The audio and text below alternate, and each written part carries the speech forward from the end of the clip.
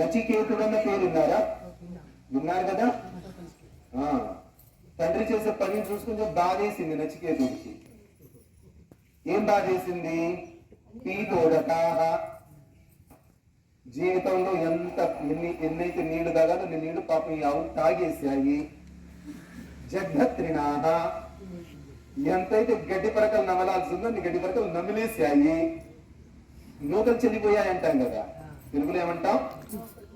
ఇంకెవరైనా చివరి దశకు వస్తే ఏమంటాం? నూకలు చెల్లిపోయాయి. ఆ ఆవుని చూసి నచికేతుడు ఏమంటున్నాడు? వీటి నూకలు చెల్లిపోయాయి. ఎంత తినాలో అంత తినేసాయి, ఎంత తాగాలో అంత తాగేసాయి. వాటిని మళ్ళీ మనం ఇంకొకరికి దానం ఇస్తున్నామని బాధపడ్డాడు. అతని మీకు చెప్తే ఏంటి? ఎంతైతే వినవలసి ఉందో అంత విన్నారు మీరు ఆల్రెడీ. ఇంకా మీకు వినిపించి ప్రయోజనం లేదు. ఇంకా వీళ్ళని వినిపిస్తే మన ప్రయోజనం ఉంది. అర్థమవుతుందా? మీరేమయ్యారు? జగ్ధత్రిణాహ పీతోదకాహ, ఆవులు కదా. మీరేమయ్యారు? శృత ఉపదేశాహ, ఉపదేశాన్ని ఎంతైతే తిని తిని తిని తిని విని విని విని పండిపోవాలో అంత పండిపోయారు. నాయన నువ్వేదో చేతిలో మైక్ తీసుకుని కదా చెప్తున్నావు, నువ్వు కూర్చొని నేను చెప్తా అంటారు మీరు. అంత విన్నాం మనం కదా. తక్కువ విన్నవారి పిల్లలు మీరు కొంచెం వినిపిస్తా. నేను చెప్పే అర్థమవుతుందా? నిజాయితీకి చెప్పండి, అర్థమవుతుందా? ఇప్పుడు మీకు చెప్తే అర్థమవుతుంది. ఇప్పుడు ఎవరు గోడగా చెప్పింది, మీకు చెప్తే అర్థమవుతుంది. 4 ప్రశ్నలు. ముందు ప్రశ్నని సంస్కృతంలో అడుగుతాం. ముందు ప్రశ్నలు ఏంటి? ఈ రాష్ట్రంలో సంస్కృతం, తర్వాత దీనికి తెలుగులో చెప్పుకుందాం. 4 ప్రశ్నలు మనం అర్థం చేసుకోవాలి. ఎన్ని ప్రశ్నలు? 4 ప్రశ్నలు. మీ స్కూల్లో చెప్పే ప్రశ్నలు అర్థం చేసుకున్నారనుకో ఉద్యోగం దొరుకుతుంది. వేదాలు చెప్పే ప్రశ్నలు అర్థం చేసుకున్నారనుకో ఉద్యోగం కూడా దొరుకుద్ది. మంచిది, జ్ఞానోదయం. తారకరాముడు మంచిగా ఉన్నాడు. జ్ఞానం పెరుగుతుంది, జ్ఞానోదయం అవుతుంది. సూర్యోదయం లాగా జ్ఞానోదయం. సూర్యాస్తమయమైనట్లు జ్ఞానాస్తమయాన్ని కానివ్వకండి. ఆ సూర్యుడికి ఎలాగో తప్పదు, ఉదయించిన తర్వాత పండుకోక తప్పదు. కానీ మన జ్ఞానాన్ని నిద్రపోనివ్వకండి. 4 ప్రశ్నలు. ఒక్కొక్క ప్రశ్న ముందు ఏ భాషలో చెప్దాం? సంస్కృతంలో చెప్దాం. తర్వాత దానికి అర్థం ఏంటో తెలుసుకుందాం. సరేనా? ప్రశ్నించకపోతే అభివృద్ధి లేదు. స్కూల్లో చదువుకుందిగా, యాపిల్ కింద పడ్డదంట, న్యూటన్ చూశాడంట, ఎందుకు కింద పడ్డదని ప్రశ్నించాడంట. అప్పుడు ఆమె సైంటిస్ట్ అయ్యాడు కదా. ఆ తర్వాత అన్నం ఉడకబెడుతుంటే ఆ తట్టెల మీద ఉన్నటువంటి మూత ఇలా ఇలా ఎగురుతుందంట. జేమ్స్ వాట్ అనేటువంటి ఒక యువకుడు దాన్ని పరిశీలిస్తే ఇది ఎందుకు ఎలా ఇలా ఇలా ఇలా ఎగిరెందుకు పడుతుందని ఆలోచిస్తే అప్పుడు ఆవిరికి ఉన్నటువంటి శక్తి ఆయనకు అర్థమైందంట. ఆవిరికి ఎంత బలం ఉంది? దాదాపు 250 గ్రాముల బరువు ఉన్నటువంటి మూతను అది పైకి తన్నుతున్నది అంటే ఆ ఆవిరికి ఎంత బలం ఉన్నది అని ఆయన మనసులో వచ్చినటువంటి ప్రశ్నకు సమాధానం దొరికితే ఆయన స్టీమ్ ఇంజిన్ ని తయారు చేశారు. స్టీమ్ తో నడిచేటువంటి ఇంజిన్ ని తయారు చేసి పెద్ద పెద్ద పనులు చేశారు. ప్రశ్నించాలి, ప్రశ్నించకపోతే అభివృద్ధి ఆగిపోతుంది. ప్రశ్నించి సమాధానం తెలుసుకోకపోతే బుద్ధి నశించిపోతుంది. కాబట్టి ప్రశ్నించాలి, ప్రశ్నించి దానికి ఆన్సర్ కూడా తెలుసుకోవాలి. సరేనా? ముందు 4 ప్రశ్నలు. మొదటి ప్రశ్న అందరూ కలిసి చెప్పండి. కహ అసి, కహ అసి, కహ అసి. ఇది మొదటి ప్రశ్న. గుర్తుంటుందా? చెప్పండి, మీరు ముగ్గురు చెప్పండి. చాలా బాగుంది. రెండో ప్రశ్న. కతమహ అసి, కతమహ అసి, కతమహ అసి, కతమహ అసి. ఇప్పుడు నేను 7 చూపిస్తాను, మీరు ప్రశ్న చెప్పాలి. ఒకే ఎత్తుతో ఒకటి ప్రశ్న, 2 ఎత్తుతో రెండో ప్రశ్న. సరేనా? రెండో ప్రశ్న ఏంటి? కతమహ అసి. 3 ఎత్తితే ఇంకా చెప్పలేదు. అవుట్ ఆఫ్ సిలబస్ క్వశ్చన్ అవుతుంది కదా. సరే, మూడో ప్రశ్న కూడా చెప్తాము. మూడవ ప్రశ్న. కస్య అసి, కస్య అసి, కస్య అసి, కస్య అసి. మూడు ఒకసారి చెప్పుకుందాం.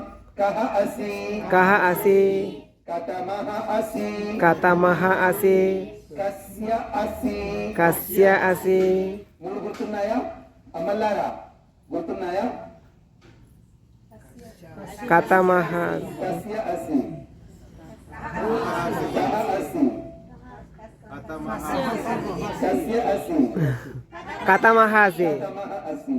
చిన్నప్పుడు సిట్ స్టాండ్ చేయించేవాళ్ళు. సిట్ అనగానే కూర్చునేవాళ్ళు, స్టాండ్ అనగానే లేసేవాళ్ళు. సిట్ స్టాండ్ అంటే మళ్ళీ కూర్చునేవాళ్ళు. శరీరానికి రిధం అలవాటు అయ్యింది. కూర్చోవాలి నిలబడాలి, కూర్చోవాలి నిలబడాలి, కూర్చోవాలి నిలబడాలి, నిలబడాలి మళ్ళీ కూర్చుంటాం. కాబట్టి బుద్ధితో, జ్ఞానంతో, అవగాహనతో మనం పనులు చేయాలన్నమాట. ఎన్ని ప్రశ్నలు అయ్యాయి మనవి? మొత్తం ఎన్ని? 4. ఇంకెన్ని మిగిలి ఉన్నాయి? 1. ఆ 1 ఏంటి? కోనామాసి. చెప్పండి. కోనామాసి. కోనామాసి. అందరూ కలిసి చెప్పండి. కహ అసి. కహ అసి. కథమః అసి. కథమః అసి. కస్య అసి. కస్య అసి. కోనామాసి. కోనోమాసి. ఇవి 4 ప్రశ్నలు. ఈ 4 ప్రశ్నలు జీవితాంతం మనం గుర్తుంచుకోవాలి. వీటి గురించి ఆలోచించాలి. ఈ ప్రశ్నలకు సమాధానం కోసం మనం అన్వేషణ చెయ్యాలి, శోధించాలి. ప్రపంచాన్ని, మనస్సుని, శరీరాన్ని, ప్రకృతిని శోధించాలి. అప్పుడు ఈ 4 ప్రశ్నలకు సరైన అర్థం లభిస్తుంది, సరైన సమాధానం లభిస్తుంది. ముందు 4 ప్రశ్నలు ఎందుకు చూద్దాము. ఎంత వయసు ఉన్న పిల్లల్ని అడిగాము? ఇది 11 రోజుల వయస్సు ఉన్న పిల్లలని ఈ 4 ప్రశ్నలు అడిగాము. నిజానికి ఈ ప్రశ్నలు పిల్లల కోసం కాదు, పెద్దవాళ్ళ కోసం. నిజానికి ప్రశ్నలు ఏంటి? పెద్దవాళ్ళ కోసం. ఆ నామకరణ సంస్కారము బారసాల చేస్తున్నటువంటి తల్లిదండ్రులకు నేర్పిస్తున్నాం. కోసం మీ పిల్లలకి ప్రశ్నలు నేర్పండిరా నాయన అని. వాడు పట్టించుకోండి. వాడు పట్టించుకోకపోతే జీవితంలో రెండు సార్లు ఈ మాట వినే అవకాశం వస్తుంది. నువ్వు ఎవరబ్బా ఇది? 2 పరిస్థితుల్లో ఈ మాట అడుగుతారు. ఆ 2 పరిస్థితులు ఏంటి? చెయ్యకూడని పనులు చేసినప్పుడు అప్పుడు వస్తుంది నువ్వు ఎవరబ్బా ఇది. అలా కాకుండా ఎవ్వరూ చెయ్యలేని అద్భుతమైన మంచి పని చేసినప్పుడు కూడా అబ్బా ఎవరబ్బాయో 2 సార్లు వస్తుంది మాట. ఆ ప్రశ్నలు ముందే నేర్పుతున్నారు. కస్యాసి, నువ్వు ఎవరి వాడవు? 3వ ప్రశ్న, కస్యాసి, నువ్వు ఎవరి వాడవు? సరే, ఈ 4 ప్రశ్నలు వరుసగా తెలుసుకుందాము. మొదటిది కహ అసి అంటే నువ్వు ఎవరు. కహ అసి అంటే ఏంటి? నువ్వు ఎవరు. Who are you. మనం ఒకళ్ళొకళ్ళం కలుసుకుంటే ఏమంటాం ఇంగ్లీష్ లో? హౌ ఆర్ యు అంతే కదండి. హౌ ఆర్ యు అంటాం కదా. కానీ అసలు తెలుసుకోవాల్సిన ప్రశ్న హౌ ఆర్ యు కాదు. అసలు తెలుసుకోవాల్సిన ప్రశ్న హూ ఆర్ యు.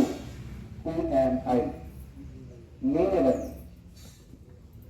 ముందు నేనెవరినో తెలుసుకోవాలి. నేనెవరినో తెలుసుకోకుండా మనము భూమి గురించి, పర్వతాల గురించి, సముద్రాల గురించి, నదుల గురించి, ముత్యపు చిప్పల గురించి, బంగారు గనుల గురించి, వీటి గురించో తెలుసుకుంటూ ఉంటాం. చంద్రుడి గురించి తెలుసుకుంటున్నాము. కుజుడు, బుధుడు, అంగారకుడు, శని గ్రహాల గురించి తెలుసుకుంటున్నాము. గ్యాలక్సీస్ గురించి తెలుసుకుంటున్నాము. ఈ శాటిలైట్స్ ద్వారా మనం వాటి గురించి తెలుసుకుంటున్నాము. అసలు ముందు ఎవరి గురించి తెలుసుకోవాలి? నేనెవరి? సహజంగా ఈ ప్రశ్న పిల్లల నోటి నుంచి రాదు. ఇదేంటి అదేంటి, ఇదేంటి అదేంటి అని వస్తుంది. కానీ నేను ఎవరిని అన్న ప్రశ్న సహజంగా పిల్లల నుంచి రాదు. నామకరణం ఏం చేస్తుంది? పిల్లల్లో ఆ కుతూహలాన్ని, ఆ క్యూరియాసిటీ, సంస్కృతంలో జిజ్ఞాస, తెలుసుకోవాలన్నటువంటి కోరికను, ఆ ఆధ్యాత్మిక కోరికను నామకరణ సంస్కారం మన సంతానం హృదయంలో ఒక బీజంగా, ఒక విత్తుగా నాటుతుంది. అసలు ఈ ప్రశ్నలు అడిగేటప్పుడు తల్లిదండ్రులు ఏం చేస్తారో తెలుసా? చెప్పండి ఎవరైనా. ఏం చేస్తూ ఈ ప్రశ్నలు అడుగుతారు? ఈ 4 ప్రశ్నలు. మీరు కొంతమంది పురోహితులు కూడా అయ్యి ఉండొచ్చు, సంస్కారాలు కూడా చేస్తూ ఉండొచ్చు. ఈ 4 ప్రశ్నలు తల్లిదండ్రులు అడుగుతున్నప్పుడు వాళ్ళు ఏం చేస్తున్నారు చెప్పగలరా? ఆరుస్తూ అడగరు. అవన్నీ ఓకే. నామకరణం చేసేటప్పుడు ఏమి చేస్తూ, ఏ క్రియను ఆచరిస్తూ, ఆహుతులేస్తున్నా, ఆచమనం చేస్తున్నా, ఏం చేస్తూ ఈ ప్రశ్నలు అడుగుతారు. తండ్రి ఒడిలో కూర్చోబెట్టుకొని బాబు తన సంతానము యొక్క ప్రాణ వాయువును స్పర్శిస్తూ ఆ ప్రాణాన్ని స్పర్శిస్తూ ఇప్పుడే 11 రోజుల క్రితం పుట్టినటువంటి ఆ శిశువు యొక్క ప్రాణాన్ని ఈ మునివేళ్లతో, ఈ 2 మునివేళ్లు మనం అంగస్పర్శ చేసుకునేటప్పుడు ఏ 2 వేళ్లనైతే ఉపయోగిస్తామో ఈ 2 వేళ్ల అగ్రభాగాన్ని ఆ శిశువు యొక్క ముక్కు దగ్గర, ముక్కును ముట్టుకోకూడదు, గుర్తుంచుకోండి, ముక్కును కాదు ముట్టుకోవాల్సింది. ఈ నాసికారంధ్రాల ద్వారా ఏదైతే ప్రాణాపాన వాయువుల యొక్క గతి నిరంతరం నడుస్తుందో ఆ గతిని, ఆ గమనాన్ని, ఆ స్పర్శని ఈ మునివేళ్ల మీద అనుభవిస్తూ తన శిశువు యొక్క ఆ ప్రాణవాయువుని ఇక్కడ స్పర్శిస్తూ తల్లిదండ్రులు ఈ ప్రశ్నలు అడుగుతారు. ఎందుకు ఆలోచించండి. ఏదో ఇక్కడ ఇక్కడ ఇక్కడ ఎన్ని ముట్టుకోకుండా ఏంటి ఇక్కడ ఆలోచించండి ఒకసారి. ఎందుకు చేపిస్తున్నారు? ఆ తల్లిదండ్రులు తన సంతానం యొక్క హృదయంలో ఈ ఆధ్యాత్మిక బీజాన్ని, ఈ ఆధ్యాత్మిక విత్తనాన్ని నాటడం కోసం, పొలంలో విత్తనాలు నాటుతాం కదా, అలాగే ఈ పిల్లల మనసులో ఒక స్పిరిచువలిజం ని నాటడం కోసం, ఈ ప్రశ్నలు నాటడం కోసం వాళ్ళు నామకరణ సంస్కారంలో ఈ 4 ప్రశ్నలు అడుగుతున్నారు. అందులో మొదటి ప్రశ్న కహ అసి, నీవు ఎవరివి, హూ ఆర్ యు. మనం పెద్దయితున్న కొద్దీ ఏం తెలుసుకోవాలి? నేను ఎవరిని అని తెలుసుకోవాలి. ఈ చెట్టు ఏంటి? ఇక్కడికి వచ్చాను, కొత్త చెట్టు కనిపించింది, ఏమని అడుగుతా? ఈ చెట్టు పేరేంటి? ఇదే అడిగేది. ఎన్నడూ చూడనటువంటి ఒక చిన్న కీటకం నాకు కనిపించింది, నేను నా జీవితంలో ఎప్పుడు చూడలేదు. ఏమని అడుగుతా? ఈ కీటకం ఏంటని అడుగుతా, ఈ పురుగు ఏంటని అడుగుతా. ఎప్పుడు నేను ప్రపంచంలో ఎన్నడూ తిన్నటువంటి ఒక కూర నాకు చేసి పెట్టారు. ఏం కూర? ముందు అడిగేది ఎలా చేస్తారు, తర్వాత సంగతి. ఏం కూర? ఈ కూర ఏంటి?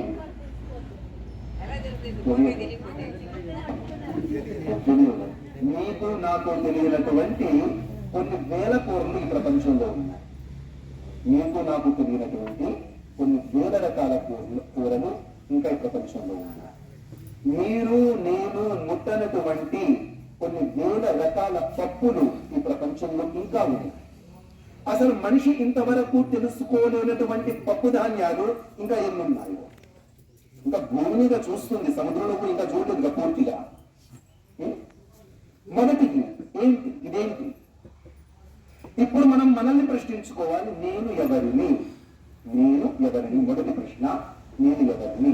Who am I? కోహం సంస్కృతంలో ఏమంటారు? కహ అహం కోహం. ఈ ప్రశ్నను ముందు మనం అర్థం చేసుకోవాలి. ఆ తర్వాత రెండో ప్రశ్న ఏంటి? ఎవరు చెప్తారు? కథమః అసి. కథమః అసి. శ్రేష్టతమః, దీర్ఘతమః అంటాం కదా, అలాగే కథమః అసి. కథమః అసి అంటే ఎన్నమవాడివి? నా హృదయంలో జన్మ జన్మాంతరాల నుంచి, కొన్ని కోటాను కోట్ల జన్మల నుంచి నేను ఏర్పాటు చేసుకున్నటువంటి, పెంచుకున్నటువంటి ఆ అహంకారాన్ని, ఆ పొగరును ఒక్క వాక్యంతో తీసుకెళ్ళవచ్చు. నువ్వెన్నో వాడివి. బలవంతుడుగా ఎన్నో వాడివి. అందమైన వాడిగా ఎన్నో వాడి. నువ్వు నిర్మించగల అందమైన వాడి లేరా? గజ ఈతగాడిగా ఇంతకుముందు పుట్టలేదని అంత ఈతగాళ్ళు. సామెతలు చెప్పారు, చిన్న చిన్న సామెతలు. తాడి తన్నేవాడుంటే వాడి తల తన్నేవాడే కూడేవాడు ఉంటాడంట. నేనేదైతే గొప్ప మునగాడిలాగా ఈ తాటి చెట్టు నేను తన్నగలను అని అనుకుంటే, తాటి చెట్టును తన్నగలిగేవాడంటే వాడు ఎంత పెద్దవాడై ఉండాలి? అంత పెద్దవాడి తల తన్నేవాడు ఇంకొకడెవడో ఉంటాడంట ప్రపంచంలో. కథమా అసి నువ్వు ఎన్నో వాడివి. అసలు నీ నంబర్ ఏంటి ప్రపంచంలో? నువ్వు ఒకవేళ ఆత్మమైనట్లయితే ఈ ఆత్మ నీలో ఉన్న నంబర్ ఏంటి? అసలు నీ నంబర్ ఎంత? ఆధార్ కార్డ్ నంబర్ చెప్పొచ్చు, ఆధార్ కార్డ్ నంబర్ చెప్పొచ్చు. ఈ ప్రభుత్వం చెప్తుంది నిన్ను ఈ దేశంలో నమోదు చేసుకున్నటువంటి ఏమంటారు సిటిజన్స్ లో నీ నంబర్ ఇది అని ఆధార్ కార్డ్ చెప్తుంది. లెక్క మొదలైనప్పటి నుంచి ఇప్పటి వరకు నీ నంబర్ ఏంటో ఆధార్ కార్డ్ చెప్తుంది. కానీ పురుగులలో, పుత్రలలో, పక్షులలో, ఆసియా ఖండంలో, ఈ భూమి మీద, ఈ గెలాక్సీలో, ఈ విశాలమైన విశ్వంలో, అనంతమైన విశ్వంలో నీ నంబర్ ఏంటి అసలు? నేను ఎన్నో జన్మల నుంచి అతి జాగ్రత్తగా కాపాడుకున్నటువంటి నా అహంకారాన్ని, నాలో ఉన్నటువంటి ఆ ఈగోని, నాలో ఉన్నటువంటి ఆ పొగరుని ఒక్క క్షణంలో